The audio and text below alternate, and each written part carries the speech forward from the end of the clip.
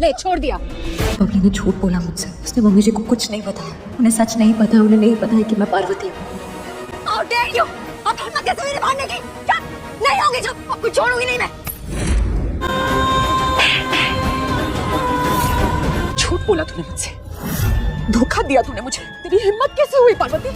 हाँ, मुझे पता है कि तू ही पार्वती है, मेरी परी नहीं। तुझे अपनी बेटी माना था मैंने, लेकिन आज के बाद मैं वादा करती हूँ, कसम खाती हूँ कि अपनी बेटी के अलावा किसी और को बेटी नहीं मानूंगी। बेहतर तो ये नीति है, इसने जो किया ये मेरे सामने किया, लेकिन तूने जो किया, तूने तो मेरे पीठ पीछे छोरा भोंक दिया। आपकी धमकियों ने, आपके केसेस ने मेरी रातों की नींदें उड़ा दी थी, इसलिए मजबूरन ये करना पड़ा हमें। चुप! तुझसे तेरी कोई आवाज नहीं सुनी है मुझे।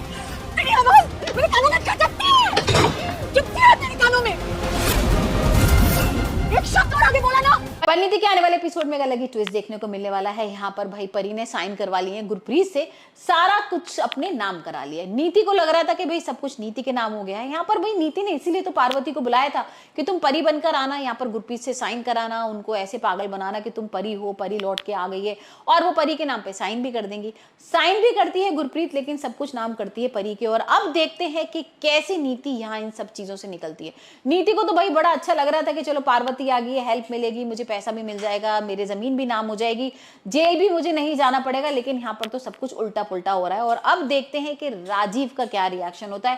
राजीव तो कहीं ना कहीं भाई जानता ही है कि परी है, लेकिन यहाँ पर नीति बार बार उसके पास आ रही है और बोल रही है कि तुम इतना करीब क्यों जा रहे हो उसके, तुम इतने करीब जाओगे तो भाई पार्वती नाराज हो जाएगी ना। और वहीं भाई परी को समझा रही है कि तुम एक ही रूम शेयर कर रहे हो, एक ही बेड पे सो रहे हो, तो ऐसे थोड़ा ना चलेगा। लेकिन यहाँ पर परी भाई उसको बोल देती है कि ये देखो नीति, अगर मैं ऐसा नहीं करूंगी तो यहाँ पर घर वालों को शक हो जाएगा ना। भाई मैं 1 साल बाद लौटी हूँ अपने पति के पास, तो मैं को इसी तरीके से तो बिहेव करना पड़ेगा। तो वो नीति को तो पागल बना ही रही है और नीति यहाँ पर पागल बनती भी जा रही है। लेकिन अब देखते हैं कि भाई इन लोगों के सामने कैसे सच आता है कि ये परी है, क्योंकि गुरवेंद्र, बेबे, दिलजीत, इन सबको तो पता लग ही गया है कि भाई ये परी है। वो सारी चीजें तो बोल रही है कि तुमने मुझे किस तरीके से धक्का दिया था, मुझे मारने की कोशिश की थी और तुम तो जान से मारना चाहते थे, वो तो मैं बच गई थी, राजीव ने पत्थर भी उठा लिया था। तो ये सारी बातें तो सिर्फ परी को पता थी। नीति को कहीं ना कहीं शक तो हो रहा है कि हाँ भाई ये परी हो सकती है। लेकिन अब देखते हैं कि किस तरीके से परी नीति को जेल भेजती है, क्योंकि यहाँ पर उसने साइन कराए गुरप्रीत के, सब कुछ अपने नाम कर लिया है।